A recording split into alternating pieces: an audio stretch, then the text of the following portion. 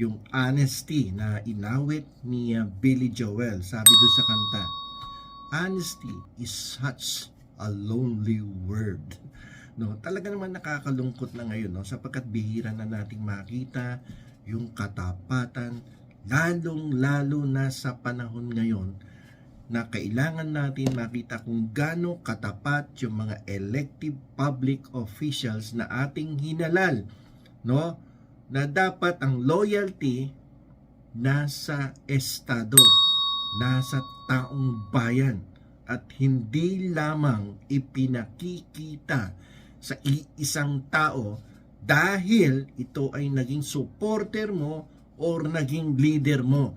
So maling-mali, no? Hindi yan ang isinasaad sa ating saligang batas at sa Republic Act 6713 na tinatawag na Code of Professional Conduct and Ethical Standards. Maling-mali ang pinakikita, lalo na, no, nung ilang mga senador na pinapaboran ang isang taong akusado sa isang, hindi lang isa sa mga serious offenses, hindi lamang dito sa bansa, kundi sa United States of America. Medyo nakakapanggigil no? Sapagkat kung mapapanood ninyo sa mga balita, meron pang isang senador nagsabi na hindi daw siya pwedeng sumang-ayon sa pagpapadala ng warrant of arrest kay Pastor Kibuloy sapagkat ito daw ay isang family friend, no, at napakabait daw sa kanya at sa kanilang pamilya ni Pastor Kibuloy. So tama ba 'yon? At meron pa ding isang senador na nagsasalita na ito daw si Pastor Kibuloy ay dapat ituring na isang bayani sapagkat ito daw ay nakapaglaban sa mga komunista. Kasama siya, no? Pero wala namang ebidensya, no? At saka hindi yan ang issue no? Ang issue dito is that ginawa mo ba yung mga offenses na ibinibintang sa'yo ng gobyerno ng Amerika at ng gobyerno ng Pilipinas? Pangalawa, bakit hinaharang yung pagdinig, no, sa Senado? Kasi yung pagdinig sa Senado ay isang function ng Senado, no, in aid of legislation. Bakit mo sinasabing nandyan naman yung Department of Justice no? Nagsampa na nga ng kaso laban kay Kibuloy.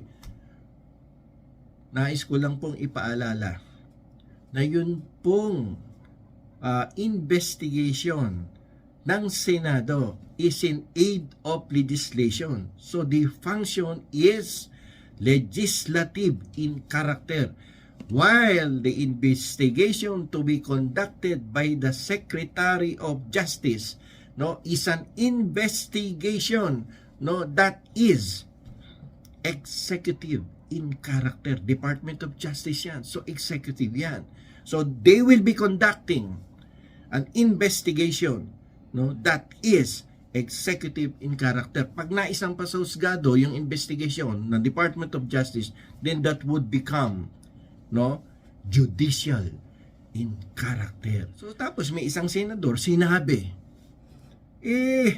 let us give, no, that person, no, the benefit of due process. Naku, over due process na nga Hindi lang due process binibigay dyan Tapos sasabihin ninyo, at parang walang, no, hindi in aid of legislation. Parang hindi in aid of legislation. Paano nyo nalaman? Hindi pa nga nag-uumpisa kung in aid of legislation. Pag nagkaroon ng palitan ng tanungan at sagot at hindi mo natatansya na in aid of legislation, patigil mo. Banggitin natin ang pahapyaw tong Republic Act 6713, which is the Code of Professional Conduct and Ethical Standards for Public Officials, both the public elective officials and the appointed public official. Sinasabi dito that at all times, no, the public official shall uphold the Constitution. No? So ano ba tong Republic Act 6713? Ito po yung Code of Ethics for public officials, no? Na kailangan ang public officials daw must at all times be accountable to the people, no?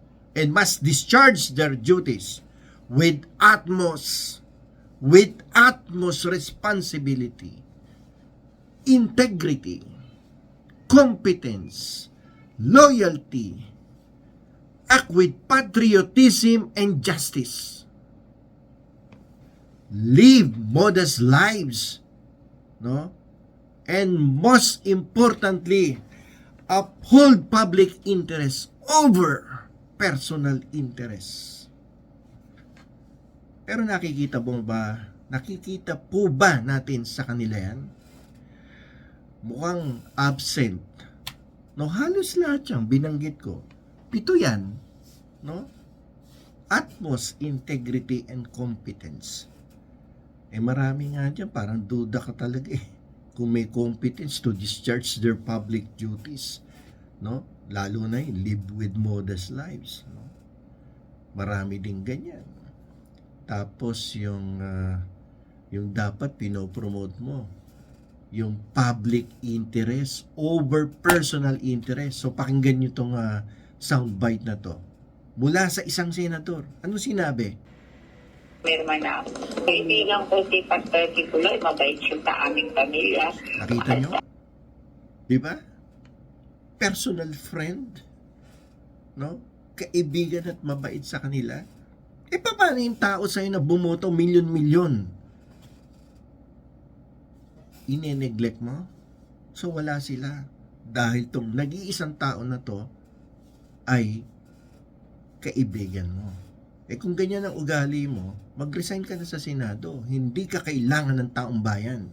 At hindi mo din sinusunod, no, yung sinasabi ng ating saligang batas na kailangan i-discharge mo yung public functions mo with utmost responsibility, integrity, competence, and loyalty to the people, no, and uphold public interest over personal interest.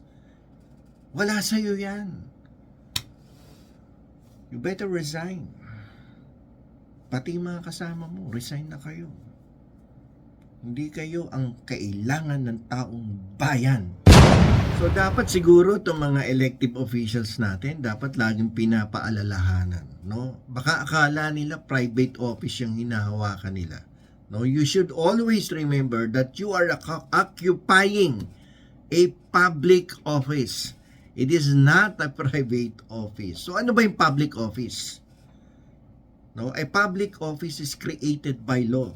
It refers to the right, authority, and duty created and conferred by law, and the main purpose of which is for you guys, no, to do something good, no, to benefit the people.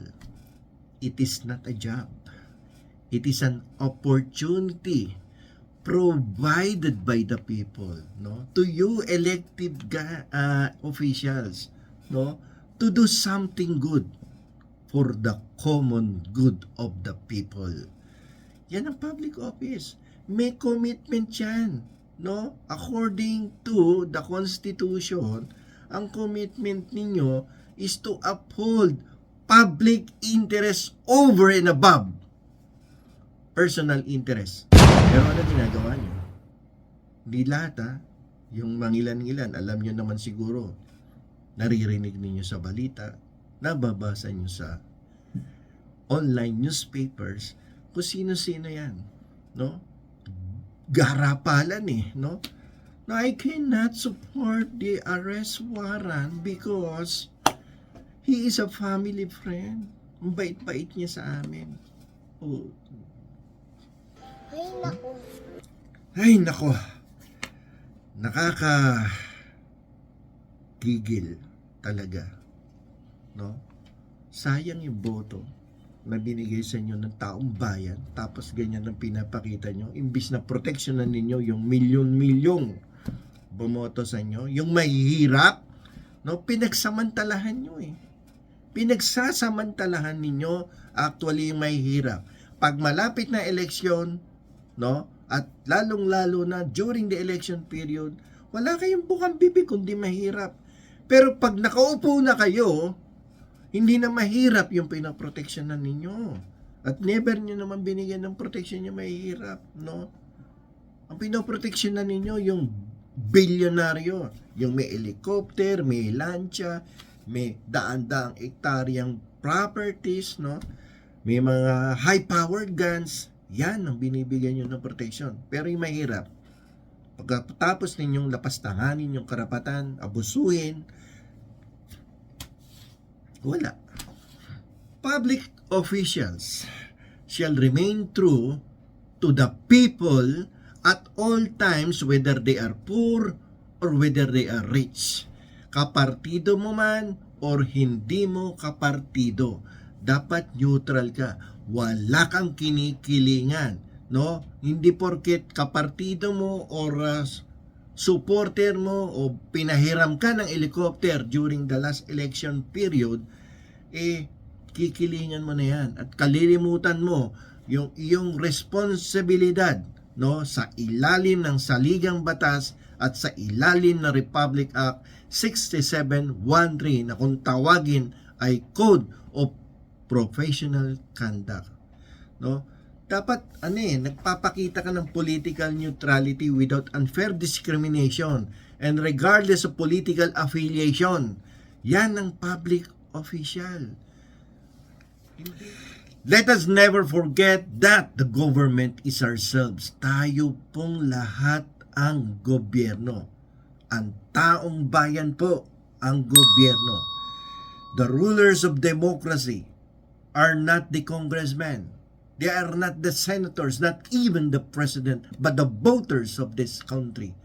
So sa darating pong halalan, huwag niyo pong kalimutan ang mga pangalan ng mga politikong umabuso sa tiwalang ibinigay sa kanila, lalong-lalong ng mga may hirap at ng mga naaapi. Tandaan niyo po ang mga pangalan yan. Pinapaalala ko sa inyo. Tayo po ang gobyerno. Tayo po ang masusunod. Hanggang dito na lamang po.